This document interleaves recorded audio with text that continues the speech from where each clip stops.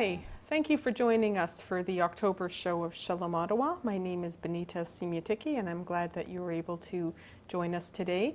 I have three interesting segments on the show today, and first we're going to lead off with somebody who is new to Hillel, Ottawa, the university group. I'd like to welcome Ilan Liebner to the show. Hello. And Ilan, thank you. And Ilan is the Israel Advocacy Coordinator with Hillel Ottawa. Ilan, you're fairly new to Ottawa as well as to Hillel Ottawa. Can you tell us a little bit about your background? Well, I'm new this time. I lived in Ottawa for a few years prior when I was a university student. Background, obviously not originally from Canada. What gives that away? I don't know. But originally from England, from London, and moved to Canada 12 years ago. First to Toronto. I lived in Ottawa for a few years, and over the last few years I've been in Toronto teaching. I spent a few years in Israel. I was at Hebrew University doing my master's, and then I've been teaching Jewish history for the last few years in Toronto before coming to Ottawa just 5 weeks ago. Okay. So you're brand new here. So the background you bring to this position is in obviously in Israeli knowledge of Israeli history and studies, and that sets you up for the Israel Advocacy Coordinator. What are some of the challenges that you see that students might face on campus, or that your committee, because you have a committee as well, yes, correct? Student committee. It's a student-led committee? Yeah. Okay. What are some of the challenges you think that students might see on campus? I think there are many challenges in today's university environment. I think many students, they come to campus now, and it's a campus is a place where they want to engage in conversation, in debate, in rigorous debate and conversation. That's what students come to university for. And many Jewish students, especially over the last 10 years or so, and it's exacerbating, are experiencing, they're seeing hostile propaganda led by radical student groups that really does exclude them from that university conversation. With regards to Israel, this isn't new. We saw it over the first 30 years, between 48 and the 70s and the 80s, mainly in the United Nations. We saw the Zionism and Racism Conference and so on. But over the last 10 years, we've seen the increase in frequency of this propaganda on university campuses, and I think it creates a difficult experience for many Jewish students on campus. They see Israel Apartheid Week. They see this propaganda on campus that really does vilify Israel as a single and the sole and the worst violator of human rights in the world. And this is absurd. These are absurd lies that are promoted by student groups, and it's important for Jewish students to really stand up and to really be proud of their identity and to be proud of what Israel's accomplished. Is that primarily the role of the Israel Advocacy Committee to promote the reputation of the State of Israel? Or?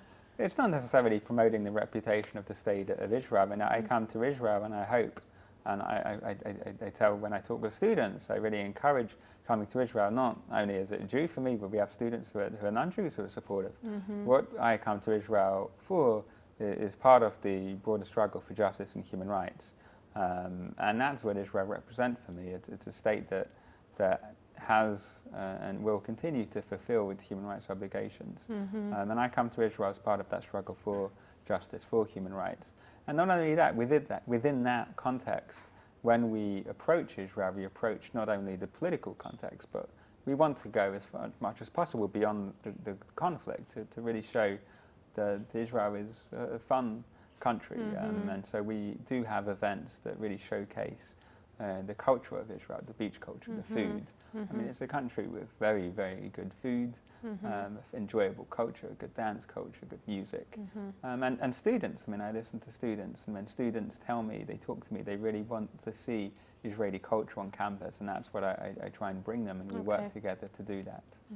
Do you find between the two Ottawa campuses, U of O and Carleton, is there a difference in the culture toward Israel on either one of the campuses? Or is it too early to tell for you? No, there is a difference. Carleton is a more suburban university, and so students tend to stay on that campus for longer periods of a time. And in that campus, we have historically especially over the last 5 years, seen more hostile activities by anti-Israel groups on Carleton University's campus than Ottawa University. But at the same time, we have good student populations that really work with us, and we do a lot of work on both campuses, both Carleton and the University of Ottawa. What are some of the activities that you have planned for this coming school year? Well, I think first, in terms of activities, it's really important with students to not only create events, but to create meaningful activities for students, to really empower them to delve into their identity and to really bring a sense of confidence in their identity. And so when we plan activities, we look at them in that context. In terms of what we have planned and what we've accomplished, only in the past month we did one event, Wine and Cheese, which was a really wonderful beginning to the year, an introduction to many students, where they were able to meet many members of Parliament, the ambassador, and other students really mingle over some wine and delicious cheese. And then following that, we had a dance party just last week called Sabra Sessions, where we brought in a great DJ from New York who played some music for students at one of the music clubs downtown. And the students really enjoyed it. We had over 100 people out there, and they had a really fun time to the early hours of the morning. And we'll continue on those themes throughout the years, food events, cultural events, maybe a technology event, things that really are enjoyable for the students. And alongside those, conversations about students' identity, why they come to Israel, how they really do link their work with Israel, and for the representation of Israel on campus, with human rights ideals, as well as advocacy activities. So it sounds like human rights is a theme that's woven into a lot of the events that you organize, and you're almost like your mandate.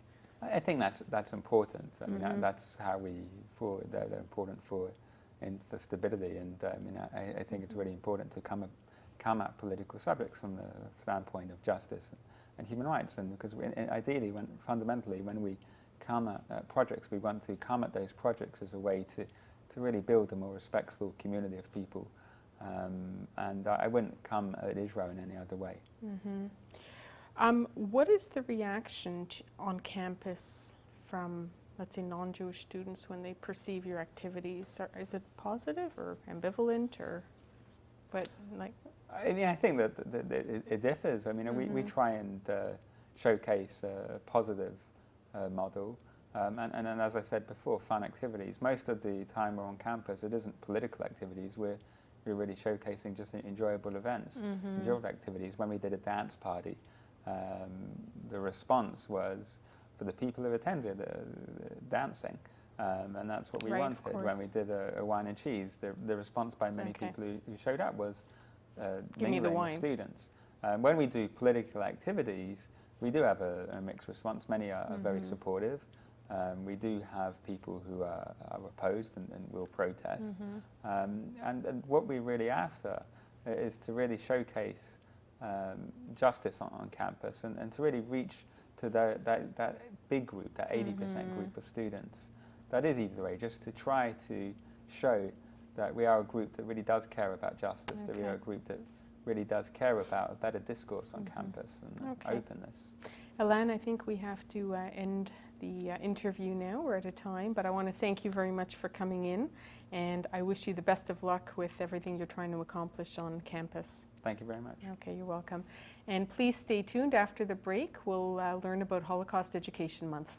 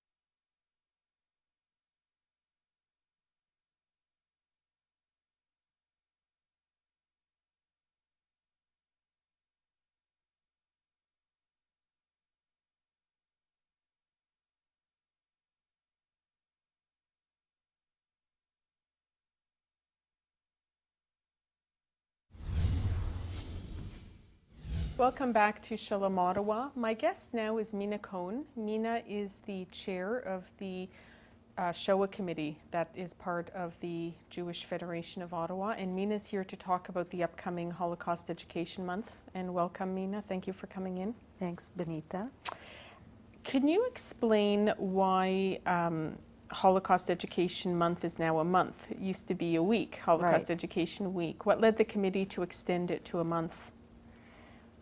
We had a few events that couldn't fit into the week to start with. When we invite somebody to come, and not always they have the exact date that we have in mind free to come, and so what happened is some of the events that we were proposing to have this year kind of fell either before or after the traditional week, and we just decided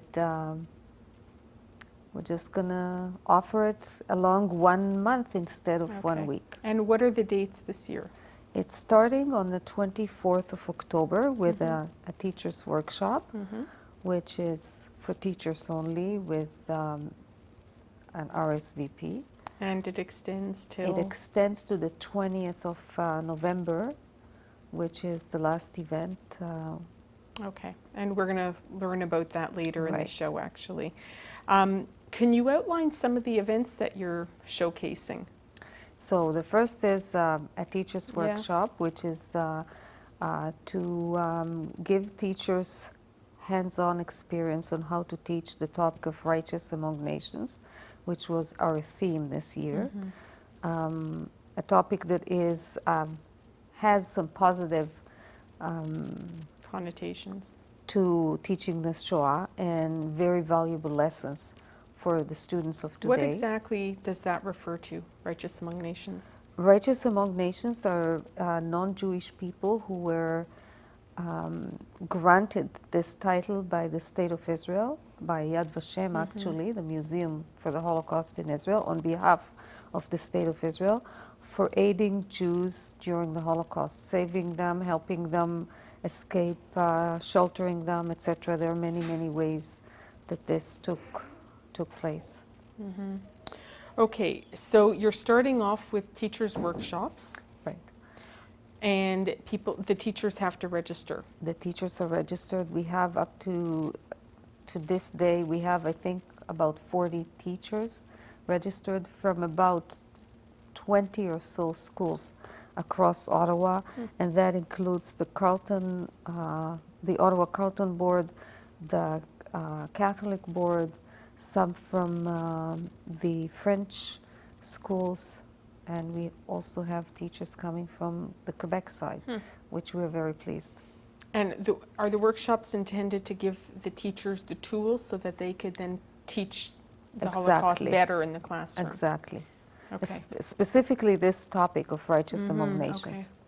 So we're going to focus on that. I'm sorry, is it aimed at more high school teachers than elementary? Or do you have a The mix? teachers that are invited to join us are from grades 7 to 12. Okay.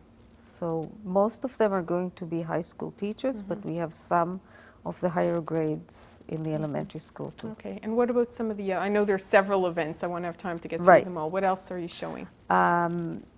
We have our launch event on the 3rd of November is with Paul Shapiro, who is coming to us from the Holocaust, from the Washington Holocaust Museum. He had a very important role in opening or pursuing the German government to open the Nazi archives in Germany.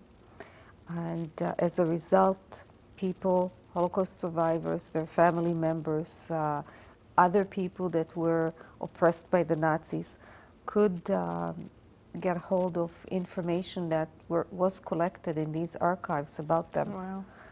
There are more than 15 million documents in the archives, and he's coming to talk about how this happened, that the archives are open now, what they did, how they did it, etc. That sounds fascinating. Yes, yeah. Okay, and that is your major event That's of the month. the major event correct? of the month. That's Okay. the opening. That's the formal opening. It's the launch event of Holocaust Education Month. During that evening, we are also going to award the Ari Van Mansen Award to a teacher that was chosen by the committee for excellence in Holocaust education. And following the third, we're showing a few movies. 2 movies are going to be shown at the Mayfair Theater with participation of a professor from the University of Carleton, Andrew Cohn, that will be answering questions following the movie. And I'm talking about Eichmann's End, which is in collaboration with the German Embassy and the Zelikovich Center. And the other movie at the Mayfair Theater is The Heart of Auschwitz, and we have the director of the movie coming to talk about the movie during or before the screening. And is the whole community invited to these events? The whole community is invited. Tickets are being sold at the Soloway JCC. The tickets are $10 each for all these events that I mentioned, the 3 of them. We also have 2 events that are free, and they will take place at the JCC. One of them is the screening of the movie The Final Victory, and the other one is the event that you're going to be talking about soon. Okay. Mina, why do you, I mean, you've been involved with the Shoah Committee for a couple of decades now, a very long time. Why do you think it's important for the Holocaust to be marked in a formal way every year, the way that we do in Ottawa and other cities do as well? I think it's done across Canada in November. It is important to dedicate a certain time of the year to the education.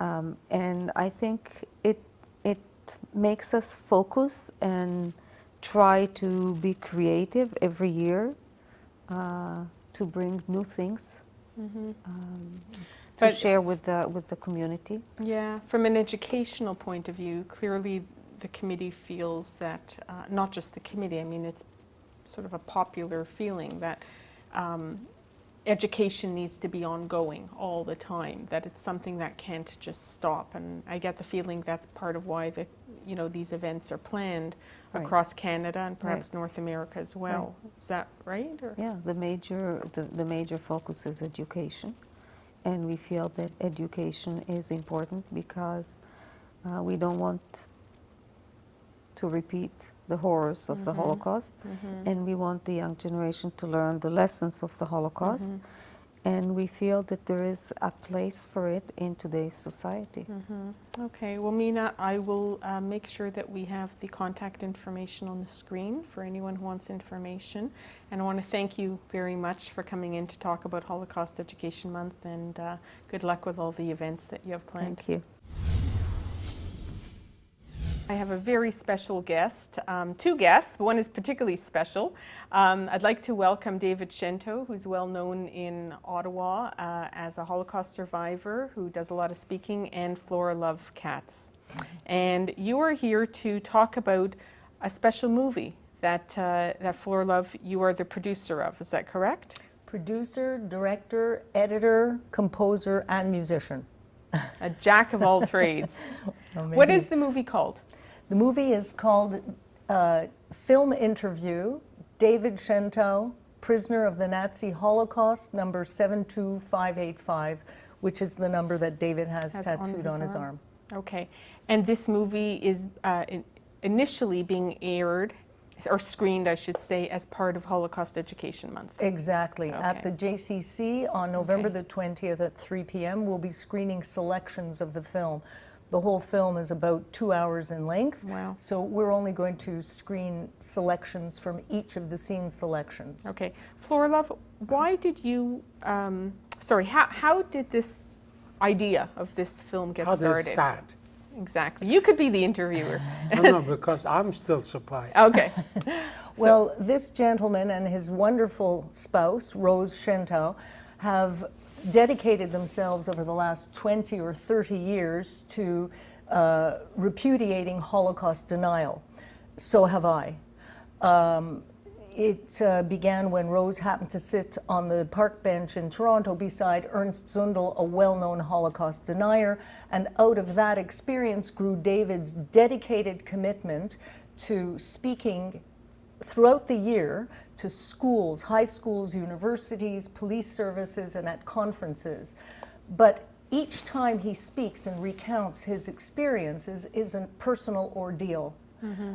So to spare David the ordeal of reliving it and recounting it each time he speaks to a class, I had the idea with a very dear friend, David Hoffman, who interviewed David in 2006, to produce a DVD which we could then make available to schools so that the DVD could precede David into the classroom, allowing him and Rose to come a week later and simply to answer the children's questions. Okay. Okay. You had the idea, but clearly this has been a real kind of like a game changer for you. I mean, it's made a huge impact on your life, and you've devoted, I know, but with all those roles you played, probably hundreds and hundreds of hours. Yeah. What inside you really kind of spoke to you and inspired you to say, I really want to give of myself for this project? Thank you for that very sensitive question. My mother's mother, Rose Schmelz Gottlieb, was born in Auschwitz, in the little town of Auschwitz, where the Nazis built the largest and most efficient crematoria and extermination camp. She and my beloved grandfather, David Gottlieb, and my mom and aunt were among the few in their family who were able to escape Nazi Germany in 1936 after the Nuremberg laws. My father volunteered for military service at age 17 as a young Montrealer. He witnessed and lived as a young captain in the Canadian and then the British Army on the Rhine the harrowing experiences of seeing the horrible death and destruction and secretly helping Jews escape the DP camps after the war to Israel. So this film is a small commitment to David and Rose, to my family, to the 6 million, and to all of those who educate about the Holocaust today. Okay. David. Oui.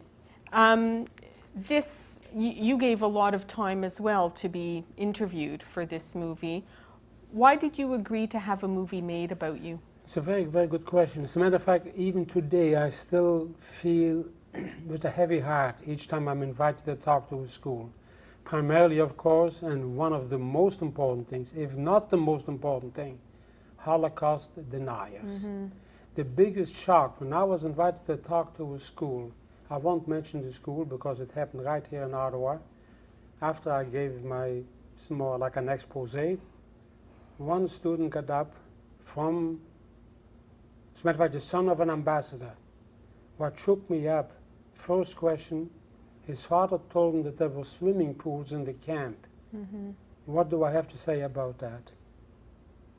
If I think that this was a shocker, the next question, that Jewish people would put numbers on their arm on purpose so they can get a pension from the German government.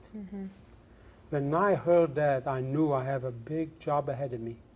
Because if I'm not going to talk, as Mitchell Bellman said, who else will?